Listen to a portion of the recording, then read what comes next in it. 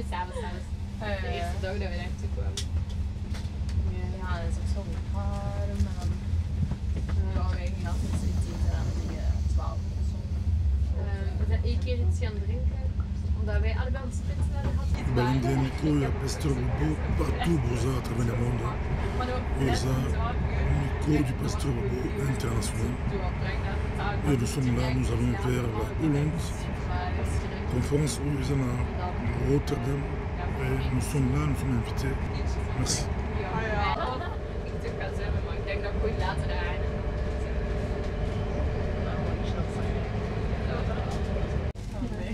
Ja, maar ook de maat van de knie die ook, die heeft zo'n zak en sauspress. En mijn mama was daar bezig. Oh, ze zielig voor Philippe, die is alleen nu nog. Ik zei, mama, die moet toch studeren. Logisch dat hij alleen is. Ja, wij zijn sorry, die zijn niet aan de plan afleggen. Ja. Maar nu de laatste tijd is het wel moeilijk. Allee, moeilijk.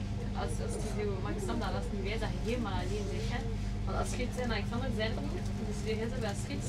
Dus hij zegt dat het moeilijkste moment is na het avondeten. Want dan heb je nog een hele avond gaan en de volgende dag zijn ze ook weer alleen. Ja. Hij heeft een hele blok toe alleen gezeten. De blok voordat wij samen waren, dus voordat we op skivakantie vertrokken. Ja. En toen, ja.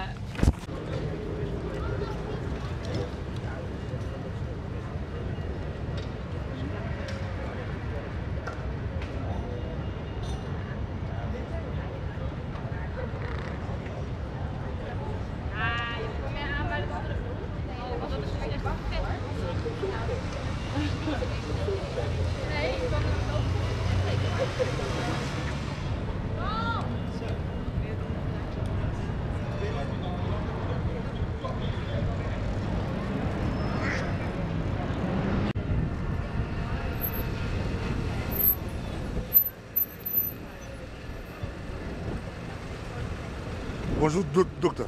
Bonjour, Pasteur Bobo. Bonjour. Kimia. Bonjour en Hollande. No, Hollande Kimia. Nous allons à Bong ici. Il y a une conférence pour Lelo sur la réflexion sur la dîme. Qu'est-ce qui va se passer aujourd'hui à Rotterdam? Non, aujourd'hui, il va se passer quelque chose de bien pour l'intérêt du corps de Christ sur le problème de la dîme. Nous devons savoir arriver à comprendre que la dîme existe au temps de l'Église ou pas. C'est ce que nous allons démontrer à travers les Écritures aujourd'hui. Et qui sont invités? Concernant le ministre de Dieu ou... Aujourd'hui? Non. Aujourd'hui, je suis l'orateur du jour. Je vais tenir la conférence. Il y a aussi d'autres journalistes qui sont avec nous. Et il y a des ministres et des... Ça sera les docteurs qui se fassent à la presse? Les docteurs qui se fassent à la presse pour parler de la dîme. Démontrer dans les Écritures si la dîme existe ou pas au temps de l'Église. On vous suit, pasteur. Nous sommes là, c'est le micro du pasteur Bobo. Vous barrez la route si vous pouvez bouger un peu.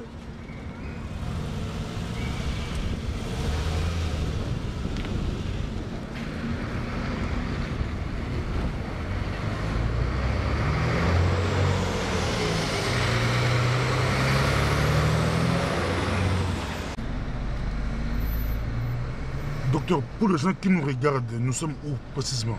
Oui, nous sommes juste à Rotterdam, à la gare centrale. Donc, nous sommes à Rotterdam, à la gare centrale, et nous nous dirigeons à l'église, mais nous allons passer par Rotterdam Nord pour prendre un couple qui sera aussi avec nous ce soir. Et après cela, nous allons à l'église. Est-ce que Rotterdam a une histoire? La ville de Rotterdam? La ville de Rotterdam. Oui, chaque ville a toujours eu une histoire. Et je ne sais pas si concernant la vie de l'église ou je ne sais pas. Ça peut être église ou historique dans l'histoire. Qu'est-ce qui s'est passé à Rotterdam? Bon, à Rotterdam, il s'est passé beaucoup de choses. Je ne connais pas vraiment beaucoup. Parce que moi-même, je ne suis pas né à Rotterdam. Mais du moins, ce que je sais que je suis arrivé à Rotterdam, comme tout le monde arrive en Europe, vous le savez. Et depuis là, on a commencé l'œuvre de Dieu. Et jusqu'à aujourd'hui, nous continuons avec l'œuvre de Dieu. Par rapport à la dîme, pour terminer, par rapport à la dîme, Ouais. êtes-vous partisan de la dîme ou êtes-vous contre la dîme? Non, je suis partisan de la dîme. Nous allons démontrer ce soir à travers les Écritures, que la dîme existe bel et bien. La dîme existe bel et bien. Et elle a déjà existé avant Moïse. La dîme a existé au temps de Moïse. Et la dîme existe au temps de l'Église. C'est pas de l'Ancien Testament. C'est pas du passé. C'est du passé? Oui. Non, la dîme, ce n'est pas du passé. C'est ça que nous allons démontrer aujourd'hui. L'apôtre Paul n'a pas pris la dîme. L'apôtre Paul avait pris la dîme. Un dixième. L'apôtre Paul avait pris la dîme. Si les gens payaient un salaire, ou l'Église payait un salaire à l'apôtre Paul, et d'où venait ce salaire? Non, ici on parle de dîme et non de salaire, pasteur. Non, mais la dîme, c'est quoi? La dîme, on peut parler de 1 dixième parce que ça, c'est la dîme. Mais nous allons démontrer aujourd'hui qu'au temps de la Nouvelle Alliance, ce n'est pas les 10% qui comptent. Dieu veut que nous puissions aller même jusqu'à 100%. Donc cela veut dire qu'il ne faut pas s'embrouiller avec les termes des dîmes ou les pourcentages. Parce que la dîme, c'est une offrande qui est consacrée à l'Éternel. C'est la part réservée de l'Éternel dans tout ce que les croyants ont ou dans tout ce que Dieu donne aux croyants. Voilà. Donc en réalité, les gens s'embrouillent beaucoup sur les termes de dîmes, offrandes, dont en réalité dans la Nouvelle Alliance, on ne parle pas ouvertement de la dîme, mais la parole de Dieu nous révèle la notion de la dîme. Parce que le temps de la Nouvelle Alliance, c'est le temps du Saint-Esprit, c'est le temps de la révélation. Alors nous allons sonder la révélation des Écritures pour comprendre que la dîme... Merci beaucoup, ça va chauffer aujourd'hui. Oui, ça va chauffer. Aujourd'hui, ça va chauffer. Je me suis très bien préparé et je sais que je ne vais pas décevoir le peuple de Dieu. Merci beaucoup. Merci.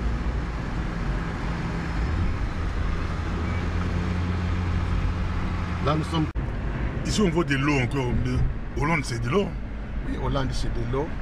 C'est pourquoi Hollande, c'est en français. En néerlandais, on appelle ça Nederland. Nederland, c'est-à-dire les pays bas. Les pays qui est en bas de l'eau. Parce que l'eau a une hauteur plus élevée que la terre même de la Hollande. Voilà pourquoi on appelle ça Nederland.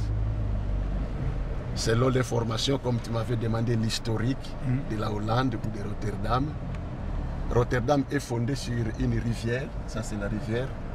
La rivière s'appelle Rotte ou Rota, ça c'est le nom de la rivière. Et c'est sur base de ce nom qu'on a aussi donné le nom à la ville. Et la ville s'intitule Rotterdam. Et vraiment c'est de l'eau, la Hollande c'est de l'eau. C'est pourquoi les Hollandais disent que Dieu leur avait donné seulement la terre. Mais ce sont eux-mêmes qui ont construit la Hollande. Parce que la Hollande est construite au-dessus de l'eau. Partout il y a de l'eau. Non, non, ils disent que Dieu a créé la terre et eux, ils ont créé la Hollande. Ah, c'est ce qu'ils disent. Et c'est ce qu'on a toujours débattu avec certains Hollandais. Mais ce sont des débats en vain parce que ça c'est leur façon de voir les choses. Nous voyons les choses conformément à la parole de Dieu. Que c'est Dieu qui est le créateur du ciel et de la terre. Et les gens qui disent que les pierres et les sables qu'ils ont mis ici pour faire sortir la terre, d'autres venaient du Congo avec Léopold II. Oui, qu'est-ce que tu peux dire? Oui, oui, c'est ce qu'on a toujours entendu parler. Non, et jusqu'à aujourd'hui, il continue aussi à on n'a pas vérifié. Tu n'as pas vérifié? Non, je n'ai pas vérifié, mais c'est ce qu'on nous a toujours dit, selon l'histoire. On importe la terre par-ci, par-là.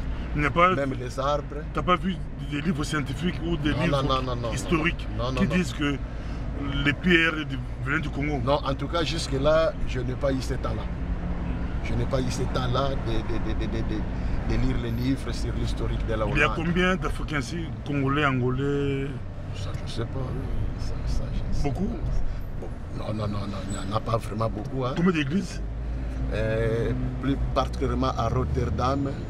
Il n'y a pas vraiment beaucoup d'églises, je peux compter notre église. Il y a notre église, le Tabernacle de Rotterdam, qui est dirigé par le Dr Kisgloire. Vous-même, oui. Oui, moi-même. Il y a l'église du Dieu vivant. Attention devant toi. Il y a l'église du Dieu vivant, qui est dirigée par le pasteur Piroger Ngwambu. Piroger, c'est à Breda, non? Non, non, non, Pire, c'est ici à Rotterdam. Ah, Rotterdam. Ouais. Et il y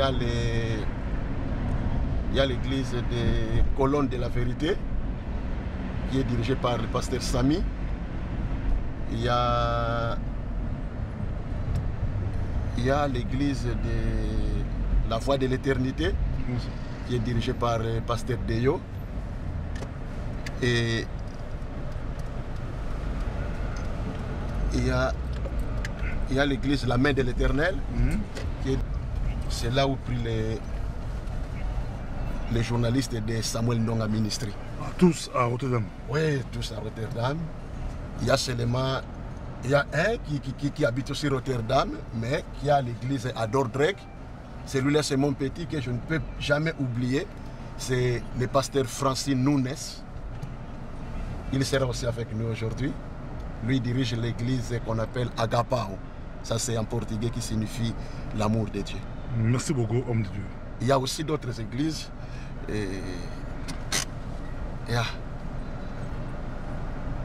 C'est tout ce que je peux dire. Merci. Docteur, bon anniversaire. Vous fêtez 50 ans. Oui, oui, je fête mes 50 ans aujourd'hui. Je suis né le 19 juin 1965. Et en réalité, c'était hier, le 19 juin 2015. J'ai maintenant 50 ans, comme vous le voyez là. Que représente pour vous 50 ans? Mes 50 ans, pour moi, je les ai scindés en deux. Je me suis repenti en 1990, juste quand j'avais 25 ans. Et depuis 1990 jusqu'à 2015, encore 25 ans, je suis dans la vie chrétienne. Donc pour moi, vraiment ça dit beaucoup. 25 ans de la vie païenne et aujourd'hui je totalise déjà 25 ans de la vie chrétienne. Ah, donc, Dieu vous a appelé à l'âge de 25 ans. À l'âge de 25 ans, moi je me suis repenti, Dieu m'a appelé et j'ai laissé tout. Et ici c'est où à Rotterdam? Ici nous sommes à Rotterdam Nord. Nous allons maintenant à Rotterdam Sud. C'est là où se trouve notre salle de l'église. Et c'est là où va se dérouler la conférence de ce soir. Donc ici il y a beaucoup de vélos? Oui, ici il y a beaucoup de vélos.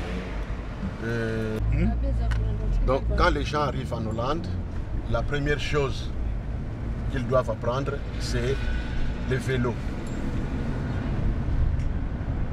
C'est le vélo, parce que le transport coûte trop cher. Donc, docteur Kiss, et la deuxième chose... Tu es très fort pour conduire un vélo? Ouais. Ici, c'est presque tout le monde. Hein? C'est presque tout le monde. Quand on vient en Hollande, la première chose qu'on va t'apprendre, c'est de rouler avec le vélo. Et la deuxième chose, c'est de savoir nager. Ah bon? Parce qu'il y a de l'eau presque partout et tout peut arriver. C'est pourquoi, pour prévenir tout ce qui peut arriver avec le débordement de l'eau, on apprend toujours à ceux qui viennent pour la première fois en Hollande, à tout le monde, de savoir nager. Ça c'est le pont de Rotterdam. Ça c'est le pont de Rotterdam, c'est le pont de Willem. Ça c'est le pont de Willem.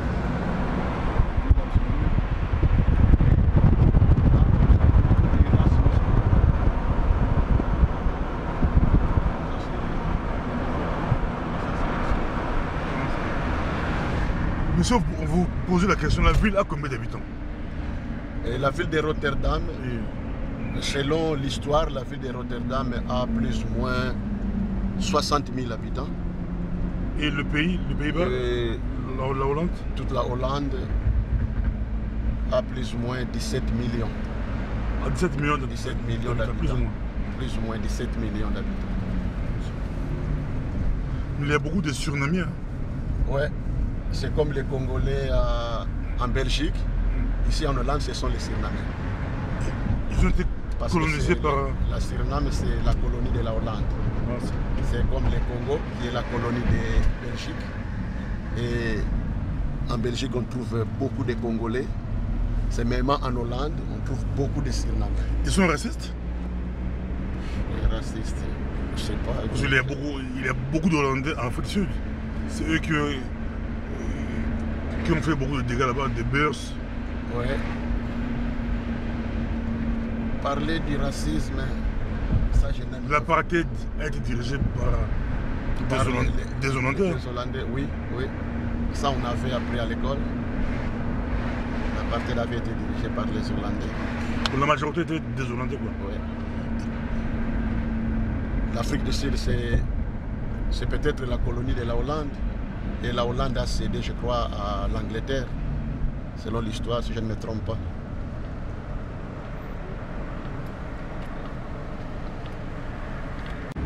Là, nous sommes à Rotterdam Sud, juste à côté de Belastingdienst. Et nous nous dirigeons vers la salle de l'église.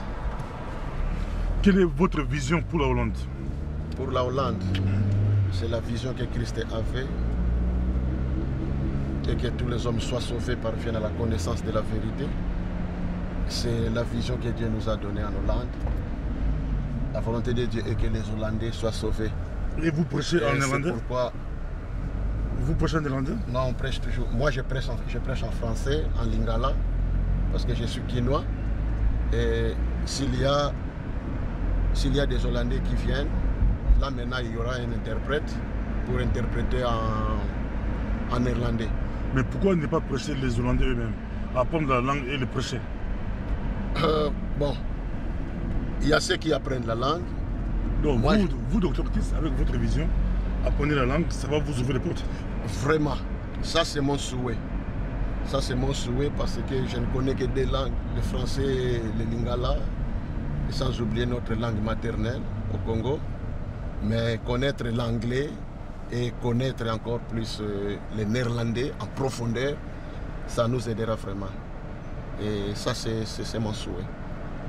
C'est mon souhait. Derrière nous, il y a le... Tu peux présenter le frère qui est derrière nous? Derrière moi, il y a mon frère. C'est un serviteur de Dieu.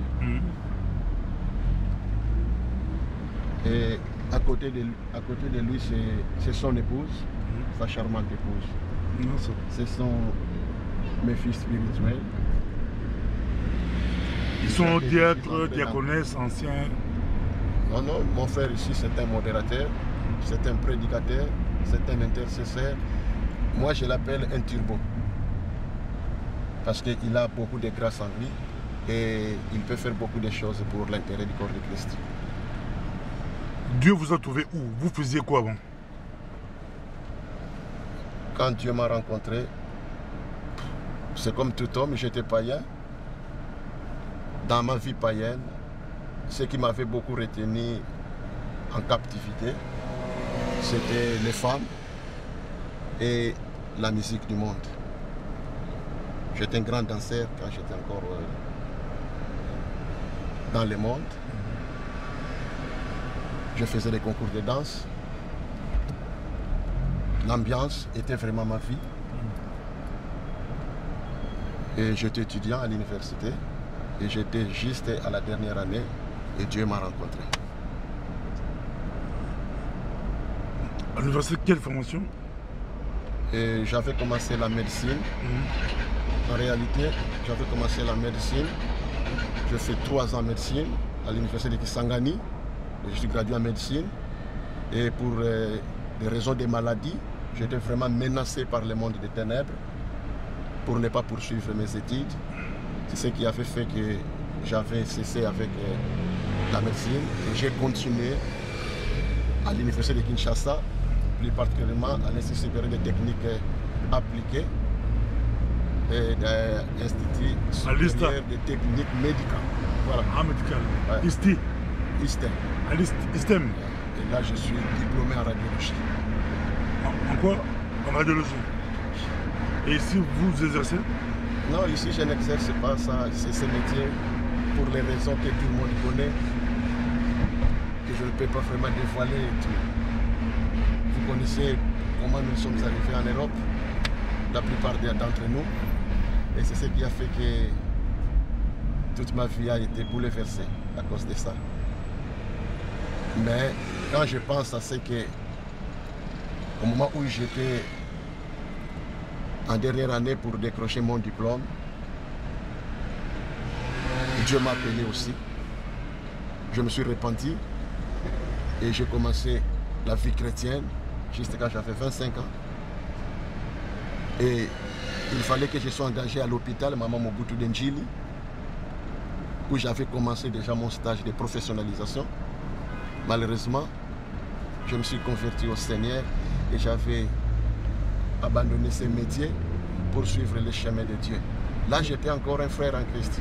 Mais Dieu ne m'avait pas permis d'évoluer avec la médecine. Pour terminer, comment êtes-vous arrivé en Europe? En Europe. Par vision, par révélation, c'était comment? Qu'est-ce qui vous a poussé? Vous étiez en Afrique, vous étudiez, tout était bien? Non, en réalité... Comment êtes-vous arrivé en Europe? En réalité, le projet de venir en Europe, pour moi, c'était pour venir faire la spécialisation. Donc ça c'était le projet qu'on avait dans notre famille, de venir en Europe, plus précisément en Allemagne, pour faire la spécialisation en radiologie. Et on avait déjà fait l'inscription. Malheureusement, on n'avait pas pu obtenir la bourse au temps de Mobutu. Et comme mon oncle avait beaucoup d'argent, mon oncle s'est dit non, je vais m'en charger pour que tu ailles en Europe faire la spécialisation. Malheureusement, les Allemands nous ont répondu, ils ont dit non, à cause de la langue qui est vraiment difficile pour vous, des pays francophones. Ce que nous pouvons vous souhaiter, c'est de transférer l'inscription au Canada. Comme ça, là, vous pouvez continuer avec la médecine en français. Ça vous aidera. On a transféré mon dossier au Canada.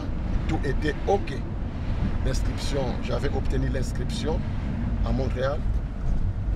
Malheureusement, juste au moment où mon oncle s'est préparé pour que j'arrive, pour que j'aille au Canada pour suivre mes études, il y avait le pillage de 1991 où toute l'entreprise de mon oncle était pillée avec toutes les marchandises, et depuis ce temps-là, tout était bouleversé.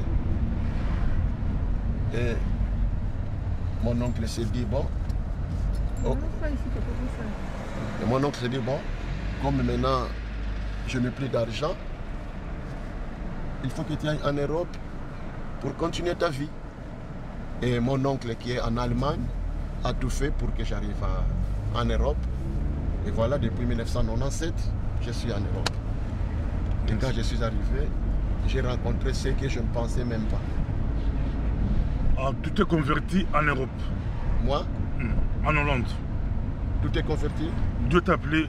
Non, Dieu m'a appelé quand j'étais encore à Kinshasa. Ah, depuis le Congo? Depuis le Congo, quand j'étais encore à Kinshasa, à l'université de Kinshasa, à la dernière année en radiologie, Dieu m'a appelé.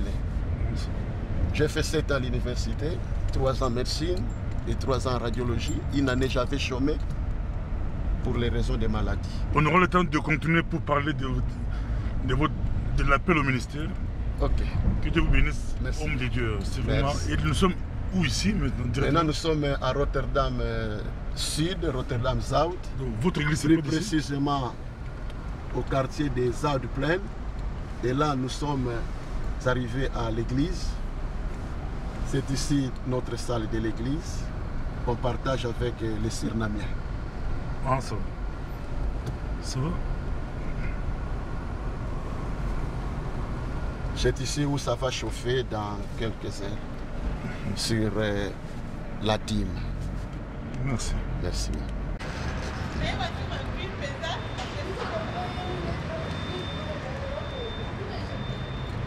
C'est ici la salle de l'église.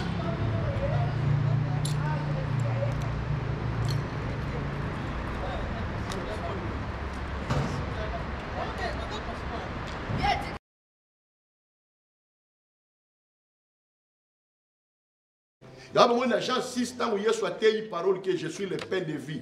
Israël m'a bêté l'Ibakou. Nos pères avaient aussi mangé de la manne. Les Camerounais ont fait ça spécial. Mais le pain que moi je vous donnerai, et pour vous subsister éternellement. Parce que nous avons l'éternel. Tant que l'éternel est Dieu, la dîme existe. Alors, bien aimé, et là, comme il parlait, les 10 commandements. Ça m'appelle si les 10 commandements. Moutou moko tena ancien année ça va qu'on s'en juste de l'Ibosanza. Cela veut dire qu'on s'en est là d'une manière parfaite les 10 commandements. Car moutou moko ils a payé Jésus. Jésus tango aïe à accomplir la loi de Moïse. L'accomplissement de la loi de Moïse signifie que l'on a système où ezalaki la loi wana penache système yasi yasika avec une loi nouvelle puisque vous commencez une vie nouvelle. Là tu bengango le temps de la nouvelle alliance. Alors Jésus peut ayati pe la loi. Bible bengango la loi de Christ qui est différente de la loi de Moïse. La loi de Moïse, c'est une loi obligatoire, une loi d'imposition. Tandis que la loi de Christ, c'est une loi d'amour. C'est une loi de liberté. Alléluia. Amen.